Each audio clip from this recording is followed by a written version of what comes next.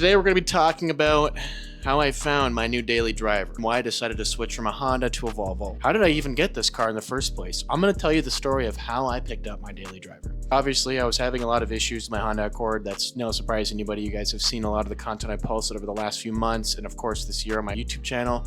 You've noticed that I've been running into a lot of problems with the daily driver, leaks and power steering issues and all sorts of just maintenance items that have just kind of come up with the ownership. On a lot of interest within the Volvo and picking up one of those cars, so definitely been doing some digging around for those. They make a great couple of engines. The T5 is also one of their flagship engines, but the T6 is what really Volvo is known for. I found a 2014 S60, but it had the T5 in it. Beautiful car. Interior looked really nice. It was priced really, really well. And this guy definitely got this car from an auction. We actually checked the VIN. There was no salvage title, so that's why we thought the price was a little curious. I didn't get a chance to check it out because the car actually sold prior to me even getting a chance to look at it, but that was okay. I really wanted to stay away from the T5s and really just kind of focus on the T6, just because generally that's just the safest option when it comes to Volvo. Definitely looked at some other T5 options, the C30s. Those were definitely, a few of those had popped up, but what really struck my eye was this 2012 Volvo S80 with a T6 in it. Basically every package for its year, it's the Volvo S80, so it's the biggest sedan that they made at the time. There was a lot of things after coming to look at the car. I mean, the conversation was a pretty long conversation over text, and we're just kind of going back and forth on the price and what we thought was reasonable. It was a very long conversation, but we ended up coming to an agreement at $4,000. I brought the car home, and boy, was I really in for it. I'm sure anybody that would be bringing home this car would be definitely in for it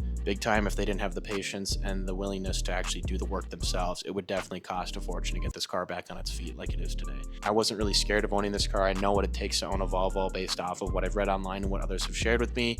So it is definitely an area I really want to jump into, and I'm very excited for my Volvo ownership, and I look forward to hopefully putting 100,000 miles in the car. Thus far, it's been great. I really enjoy this car, and I think it's a wonderful addition to my current fleet of vehicles.